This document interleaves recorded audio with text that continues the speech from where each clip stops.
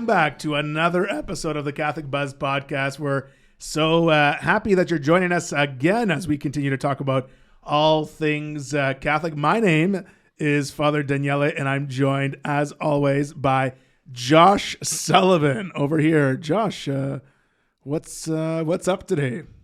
Feeling weird?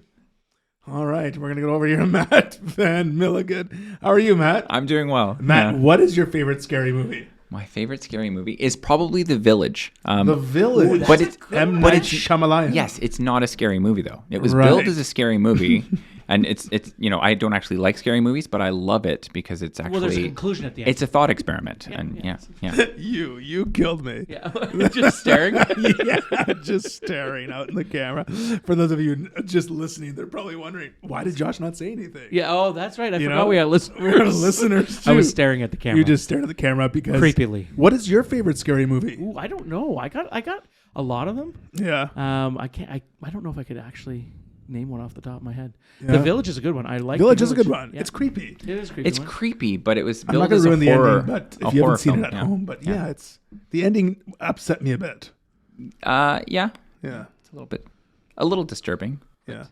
Yeah. My favorite scary movie. Well, I do have a couple like you, but one that stands out for me, not very popular one, I don't think. I think it's from the early 80s, and it's a movie called The People Under the Stairs. Never seen it. Oh, never heard it. Is it good? Yeah, it's freaky. Yeah. Yeah. I like to watch sometimes the older scary movies. Yes. And laugh at them. So like I go through with actually and eat popcorn and chips and just make comments through the whole thing and have fun. Just so that you're not terrified. 100%. You talk through the movie so you don't scream. That's what's part of it. Exactly. Actually, and if you ever wanted a trick to get through scary movies, just mute it. So we learned that early on because the actual sound is meant to heighten your senses of scary. A little scary movie. Maybe we should put some scary movie right now over my voice, right here. So today, if people might just think we've gone crazy, but actually we're talking about something that's always striking curiosity in the minds and hearts of Catholics and non-Catholics alike, and that's exorcisms. It's probably one of the most asked questions I get wherever I go. Like if I'm visiting a classroom or if I'm having conversation with people at their home, it's like, have you ever done an exorcism? Or what's the deal with exorcisms? Like what are they like? And so we're going to talk about exorcisms today and try and do our best to just explain why the church has this type of prayer. I think it's really it's interesting that you get asked that, and part of the reason I think you might get asked that more often, and I'm just kind of spitballing here off the top of my head. Yeah. But one of the places where you might see priests more in mainstream media more than anyone else, like at one time when Bing Crosby or whoever used to be that you'd see them like sisters and priests all over the place. It was just a part of the. But nowadays, like it's in scary movies. Exactly. You know what I mean? Like it's actually that's where a priest is actually situated, is to be the exorcist in a scary movie of some sorts, or whatever. Yeah, that's right. They always have the priest come in and bless the house that has some creaks and weird stuff happening, or like the famous exorcism. One of my favorite movies, is The Exorcism of Emily Rose. You ever see it? And based on some true stuff. Yeah, exactly. It's just kind of scary. Exorcism of Emily Rose. So and people might not like the fact that we're suggesting all these scary horror movies films, but The Exorcism of Emily Rose actually was enjoyable because you saw like the exorcism part of it, but also like there was a legal case behind, is the church liable for performing this ritual on this young person? It was really interesting because now in the court you had the church versus the law. So it was interesting. But okay, so exorcism. So obviously people, I think, generally know what they are. I mean, if we were going to generally say what an exorcism was, it's a prayer to sort of remove, cast out is probably the right word. Demons, right? So there's demonic possession, people who are possessed by demons, by the devil, and the church has an answer to it. And very scriptural, eh, Matt? Yeah. Jesus himself. Yeah, and people often either downplay or forget the fact that that's one of the main things Jesus did. Yeah. Like he healed people, he drove out demons, he fed the poor, and he worked a number of miracles. But like a lot of people remember the miracles, remember the feeding the poor. Yeah, but not so much. Not necessarily the driving out demons. It's so true. Almost in every gospel passage that we read, it's always there. He cast out demons. He went to this town. He cast out demons. We were talking about just a little bit before the show too, but that he actually also granted his apostles that power to go cast out demons, and then we see it in the Acts of the Apostles, and we see it in like using Jesus' name and how to like. So this is actually a really big part of potentially what's going on there. Huge part, and I think maybe today, maybe because of the Hollywood movies we have seen, or maybe it's not taken as seriously as what it is. I think we don't believe that a lot of times people in general just don't believe that the devil's real, Right. or that that heaven's a place but there's not really a hell. Exactly. You know what I mean? Or that God's there but there's not really this anti-God, like this the guy who's not, the devil's not real. Right. And that's kind of one of those things that we've convinced, one of the devil's greatest achievements is convincing the world he doesn't exist. Exactly. So if he doesn't exist, then there can be no such thing as possessions. So this is just a story elaborate to scare people into believing about Jesus. And that's one of the greatest lies of Satan is to make us believe that he doesn't exist, right? Okay, now here is something that maybe people didn't know, is that myself and you too, Matt, and Josh, we've all had an exorcism. Mm-hmm. Ooh, yeah. We've all had an exorcism. I've never thought about that before, but I think I know where you're going. There you go. We and it wasn't because we were possessed by demons. Well, I had two. Although, no, I'm kidding. yeah. But yeah. But there are two kinds of exorcisms. Okay, and there's minor forms of exorcisms, and then there's a major form of exorcism. So the major form of exorcism is like when you see in the movies, like the priest comes with his crucifix and holy water, speaking in Latin, and there's got his book there. So yeah. We'll talk about that in a second, but I want to talk about minor forms of exorcism because everyone who was baptized has received an exorcism. It's right in the ritual of baptism. It's a prayer of exorcism. We pray that the Lord will cast out and protect this person from all evil, and it's right there. So if you are baptized, people listening at home, you have received an exorcism. Mm-hmm. That's cool. Yeah. And Josh has received two. So we'll figure that out. Also, though, for people in the RCIA program, there's also prayers of exorcism for them. Also in the RCIC, like the ritual for children, right? The rite of Christian initiation for children. And then as a part of the forms of exorcism, so in baptism, there's that prayer of exorcism, but also there's minor forms of exorcism that include prayers of deliverance, right? And what prayers of deliverance are delivering from evil, like it's right in the Lord's Prayer, right? So you would see a priest or a spiritual director of some sort to pray these prayers of deliverance over someone. I know that there's this prayer ministry, Unbound, right? That's popular, and they really sit with people to sort of pull out of people what their difficulties and struggles were, things that have left an impression on them, things that have maybe left them in a dark space. And then there's prayers of deliverance, asking the Lord to really cast out these demons, these not demons, powers of evil, and influence of evil, I should say. That's a really interesting way of putting it, because if we're drawing this distinction between kind of major and minor exorcisms, that like you would say kind of categorically the dividing line is that like the major exorcisms would be dealing with demonic possession, but like the minor would probably be dealing with demonic influence. Yes. That it's and we spoke in I think a previous episode about just kind of when we were talking about angels, that like the idea that angels are their own species, that like we think about kind of distinct personalities, but actually like that angels, and depending on the classification of angels, are specific virtues or specific. So if we're referring to demons as fallen angels, you would have kind of the negative version of that. So just like you have a spirit of despair, a spirit of hopelessness, a spirit of faithlessness. So like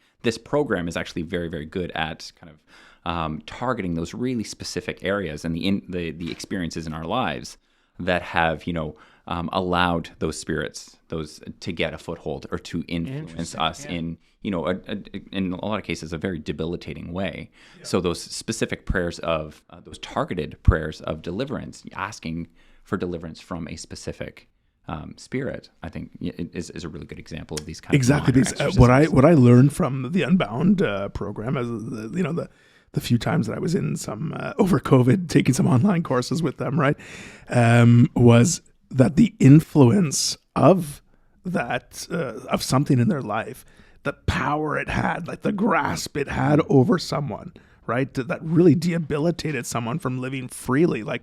They really they were chained to something from their past, from an influence they had, right? So these prayers of deliverance really help to free the person from those chains. So what would you say? So let's just say someone's listening right now. They're like, man, that kind of sounds like me. Yeah. What would you suggest? Well, first I would suggest to probably speak to your pastor, and talk about those things. And there's a whole process. I mean, the Unbound is a ministry on its own that has its own processes and things. But I think if someone feels like they're just stuck in a rut, in a particular despair, like Matt was saying, talk to your pastor about it, because there's something that may have happened in your life that is holding you hostage. That's there's a spirit there that's not. It doesn't look like the movies. It doesn't look like someone who's but someone who and that is what the prayer of exorcism in baptism really does. Really, the goal there. It's to cast out the spirit of evil from our lives, to rescue us, and to make sure that we're living in the splendor, the words say, of the kingdom of light. Right.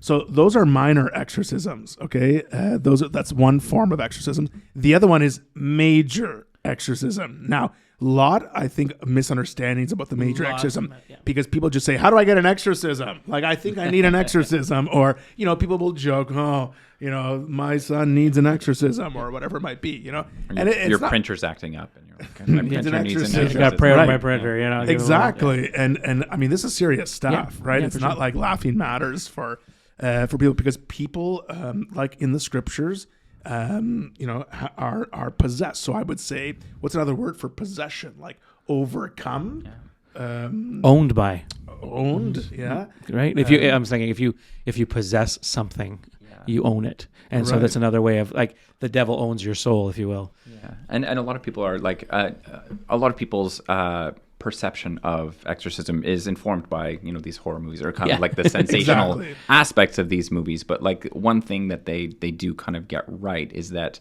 at that point of possession, that it's like the individual who's possessed kind of loses their own personal agency, and it's the agency of the possessing party that is controlling some of their actions, their words, their responses to. Now, I was told too, one of the things, so maybe you guys can correct me, because this was something that I was told, but in possession too, is so, like, does someone have to be worried about being possessed? Or is it something like, in my understanding, and correct me if I'm wrong, but that the person has to, like, a lot of times in possession cases, or most cases, the person's inviting the possession, if that makes sense, or doing something to invite the possession, whether it be specifically saying any kind of words that would invite the possession, or doing some actions that would invite that possession. Does that make sense? Is that always the case? Do we know, or do we just not know? Yeah, I don't know if we can fairly say that it's always the case. Okay. Just because I don't know. But we don't have to qualify that. But there's a famous exorcist in the States. His name is Father Vincent Lampart, I think. Yeah. And he says something along those lines, that like we can indulge these kind of minor influences, or like we can give kind of a gateway into our attitude, our behavior, and these things can progressively take further and further hold on our behavior, and that those often, whether or not it's always, are the path to actual possession. Okay, so just so that the regular person's not just scared that they're going to be walking down the street, boom, I'm possessed. That. So, because I think that, and that's one of those things, because they never, well, not never, I'm going to say, but in the movies and stuff, it's never necessarily talked about. Necessarily, they don't go into detail about how they're possessed, just that they are possessed, and that they need some kind of healing, I guess would be the correct word. Now, there's a lot of so like, this is something that the movie do get wrong a lot of times too, is that there's not necessarily, it's not like, oh, Father, come over, my daughter's on the ceiling. You know, like that's it's not as simple as like boom, come over, say a little prayer, and we're done. Hey, Father, how are you? Yeah. Hey. Would you mind coming over? We have a bit of a situation. We can't get her off the ceiling, and the sheet is stuck up there. Yes. We're trying to do the bed, you know. Anyways. Yeah. So obviously there is a process for, the church doesn't just administer this exorcism freely or immediate even, right? So every diocese should have their own protocol for what happens when someone comes to them seeking an exorcism. And let's remember that the bishop of the diocese is the chief exorcist in the diocese, okay? So he's a successor of the apostles. Mm-hmm. Like you mentioned earlier, the apostles were given this authority. So the bishop is always the chief exorcist. And then he assigns usually a priest who will be the exorcist of the diocese. That priest has they look for certain qualities. A holy priest, so I never have to worry about that. And they someone who has really a real gift of ministry to be able to do that, right? Yeah. It's not fun to be able to come face to face with some of the things that you see, right? Imagine. So every diocese should have a protocol when someone requests an exorcism, but there are like assessments that take place. It's not just a Father, come over tonight because there's something wrong. Like there are assessments that takes like thorough examinations of people that include like medical, psychological, psychiatric testing, right? Because we're trying to really make it clear to determine whether someone is genuinely possessed, or maybe they're having some difficulties, like in the areas of mental health, or maybe there's something else. They've self-diagnosed them with this, with possession. There might be a psychosis that's happening there. Yeah. So there's a lot of examinations to be had, or medical explanations for kind of physical ailments, or that people attribute to these. That a lot of times that the process is much longer, right. And it can begin with somebody coming to their priest and saying, I think something's happening here. But then again, the priest would initiate that process. And a lot of times they bring into, as consultants, psychiatrists, medical professionals, to remove the possibility of any other explanation, because you don't offer an intense, serious exorcism just provisionally, just in case, because that's not really. I was reading. I mean, two different things that when I was doing a little bit of research for this, and one of them was actually on the States, in the States, how like there are people that take exorcisms into their own hands. But when we talk about a major exorcism, that can only be done at the hands of a priest, or like you said, like bishop, and he will only other designate to a priest. And so realizing that right away, that if you're worried about an exorcism, you're not doing anything on your own, and that you're going to seek the advice of a priest and of the church, and so going from there. But then the second one there is that the church then goes out and seeks the advice of the experts in those fields, like you kind of already said. And I was reading the kind of a cool story was just about how a psychiatrist that was approached by the church just said, here, I want you to interview this person and just tell us what you think. And again, the church always a lot of times the church doesn't say, hey, we think this person's possessed. You know, like they approach it with, you are an expert. We want you to interview this person and give us your best thoughts here. And the person wrote it was only in 2016, and he wrote a whole encounter he had with a specific person where he was trying to diagnose mental illness, but then this person, like, it was starting to get outside of his own personal expertise realm in diagnosing as a psychiatrist. And it got to the point where this person knew things that isn't possible, like outside the realm of possibility. And that's when they came back to the priest that had recommended this person and said, there's something else going on here. And so now this is a psychiatrist that actually deals with priests and exorcisms and everything else, because he's had this knowledge, and he was converted because of this experience, right? Which is kind of cool. But realizing that it's not like a priest just says, okay, well, like you see in the olden days, oh, this woman's a witch. She floats like a duck. Yes, she, whatever it is, like, so like, there's an actual process that comes along here, and it's weeding out all the other potential possibilities. Yeah, and we talked earlier about one of the tactics of the devil is to make people don't think that they exist. maybe a more if you read C.S. Lewis's Screw Tape Letters, Yeah, that's one of his. But like another thing is like you want people to get every idea but the right idea. Yes. So it's like people recognize obvious evil, people recognize direct evil, but like one of those tactics might be to just kind of discredit people's discussions about the spiritual world. So just you get this kind of history, or like that caricature of this is possessed because I don't like this outcome, or there's a demon under every doily kind of thing, or like things that everything we attribute every negative circumstance in life to demonic possession or something like that. It causes us to trivialize the spiritual realm. It causes us to not take seriously when there are actual spiritual realities, influencing the world. So what are some of the things that we do that? So what are some of the things that play out in exorcism? I mean, we talked about, so they diagnose them as possessed, for lack of a better term, right? Yeah. They go through multiple different interviews. There's a lot of research done to make certain. So this is not like we said, it's not come over, Father, for supper. Oh, can you exorcise this person? This is weeks, months, years, even sometimes of interviews and planning and looking at what's going on. Yeah. And do you know that you don't have to be a Catholic to receive Catholics, non-Catholic Christians, even people who are preparing to enter the Catholic Church, and even non-Christians, if they can receive an exorcism, if they're well disposed, like if they believe like the church has the answer to sort of to help me overcome this possession, they can also receive an exorcism. Because remember, an exorcism is not a sacrament. Yeah. It's a sacramental, right? So it's interesting you say that too, because one of the other things I read was like when it gets to a certain point, there was a Christian that it considers himself an exorcist, and they said when it gets to the point it's out of my league, I bring them to a Catholic priest. Right. and it's it was an interesting point that there was like they realized that their power over things or like in Christ only got them so far, and then they would hand it over to and they're not Catholic, but they recognize the power of a Catholic priest. Yeah. So it was kind of cool that I just when I was there, like, wow, that's interesting.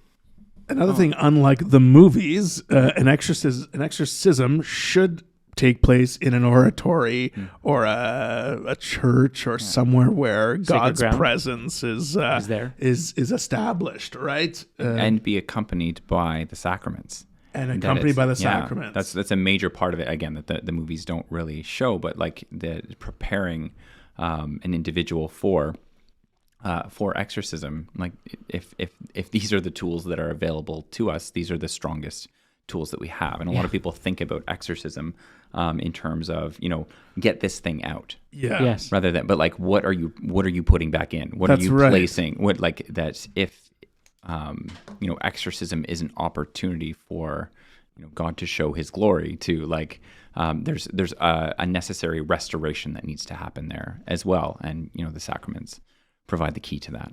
So true. Yeah. So what does an exorcism look like? That's probably what people. Is it splashing holy water with a cross? Speaking in Latin. I mean, that's what when I think of it, that's what I think of, right? Yeah. Cross in one, a crucifix specifically, which is again, all the symbols that we have for fighting demons are always Catholic, right? No, it's not a cross, it's a crucifix, and then holy water, right? And that's right. And those are the things. Now, whether that's exactly true or not, that's another question. So here's what the Catechism of the Catholic Church says about exorcisms. Okay, it says the solemn exorcism called a major exorcism. So remember we talked about the difference between a minor and a major exorcism can be performed only by a priest and with the permission of the bishop. Yeah. Okay. The priest must proceed with prudence, strictly observing the rules established by the church. Exorcism is directed at the expulsion of demons or, like Matt said, to the liberation from demonic possession through the spiritual authority which Jesus entrusted to his church. Illness, especially psychological illness, is a very different matter. Treating this is the concern of medical science. Therefore, before an exorcism is performed, it is important to ascertain that one is dealing with the presence of the evil one and not an illness. Okay? Good, yeah. So that's all happened before anything has taken place. Remember we said that could take weeks. Time. It could take months. It could take a year, It's not just a sort of a quick fix. So, a quick Google search can bring you up the rite of exorcism, right? Yeah, so you can go through it. Very important that people know not to fool around with this stuff. Like No. that this is a solemn exorcism ritual that is used by the authority of the church, because Jesus gave the church authority to do it, and it's not something to be played with or So the ritual of exorcism should be performed or exercised by a priest with his bishop's permission. Okay, so basically the priest, he has his surplice on. They say to put a surplice with a purple stole. And if there's anyone else over, he makes the sign of the cross over the person receiving the exorcism, and he sprinkles holy water, like you said. Okay, it comes So together some pieces with there. holy Yeah. water. And then the ritual of exorcism is a lot of, you can imagine, serious prayer, right? Yeah. So there's litany of the saints. Very beautiful that the litany of the saints is used in the liturgical tradition before anything major, Yeah. right? Yeah. Like in baptism, someone's coming into the new life of the church. Right, there's the litany of the saints. In an ordination, when priests, deacons, bishops are ordained, there's the litany of the saints. We Easter Vigil, Yeah. the new day, the highest celebration of the liturgy. There's the litany of the saints. We remember the victories. Does that make sense? Exactly. Over We're- sin, over. Yeah, we're calling on the communion of saints. Yeah. We're asking for as much help here Yeah, as possible. Right. So a big part of the ritual is the litany of the saints. Right.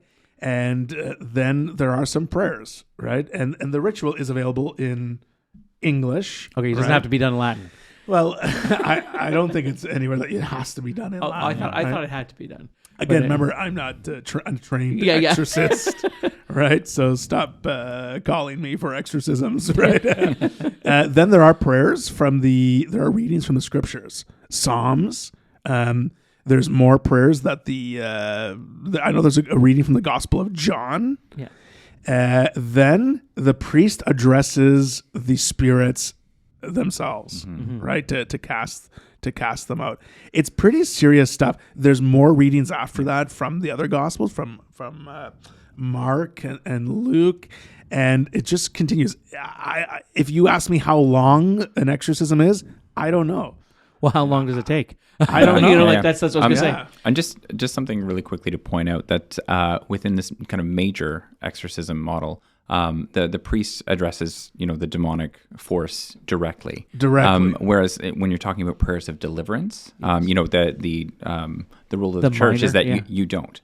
That you're not asking a demon to leave. You're asking God. You're asking you're claiming the power of Jesus to over something to work directly, that you're not, because again you could get yourself into some trouble, into a fight that you're not equipped for. And that's another and the rite ends with more prayers and then a prayer to Our Lady, the Blessed Mother, as well, and then there's prayers of deliverance. But this is a really good point that you brought up, because you were saying before, Josh, that people don't really believe in the power of Satan and all that stuff. It's really dangerous to involve yourself in anything that can open the doors to Satan, to the devil, to the evil one, moving in and creating a home here. Yeah. People play with Ouija boards. People do dark things, and even a persistent life of mortal sin can be enough to invite that evil into your life. I was going to say seances or whatever. Like all that stuff. evil stuff. People like to go to fortune tellers and it's the practice of the occult. I mean, all that kind of those are easy, obvious open doors there. Yeah, that's why we say don't. Don't. Like that's a bad area to get yourself involved in. Yeah. And like, if you watch the movies that show exorcisms and you're scared, you should be. Like, you should be scared, because it is a very real thing. It's a real thing, and I think we don't pay attention to that as much as we should anymore. That today it's very sensitive to say, but the Catechism says, we're making sure these aren't illnesses in people before we perform exorcisms. But at the same time, I think sometimes we chalk everything up to illnesses, when Yeah, there's well, a it could be. spiritual Yes. problem. I agree. You know, and so I think we have to be very careful about that. I think we have to identify illnesses, absolutely, but also be people who are prudent to identify spiritual illness. Because I think people say, well, there's other ways to deal with certain matters that should be dealt with through prayer, through deliverance, prayer and fasting, minor exorcisms, major exorcisms. Unfortunately, if it ever came to the point where someone needed a major exorcism, right? So I don't think it's fair just to toss that idea out. Yeah. You know? I think at the same time, the other thing that I'm going to say is, as we're talking on this topic, I know like the heebie-jeebies come out. If you're feeling scared and stuff, you have to remember two things. First of all, if you were baptized, you know, like, and God's stronger. And so we don't have to worry about this thing. I mean, it's something that we have to be aware of. It's something that we should recognize. It's something that we need to, I'm not going to say learn about in an experience way, but like read about and understand that the priests, even the saints that have dealt with this in the past, or even in the Gospels, how that was been dealt with, understand that it is a part of our world. There is a spiritual world that we don't see that is a very real thing. And the church recognizes that.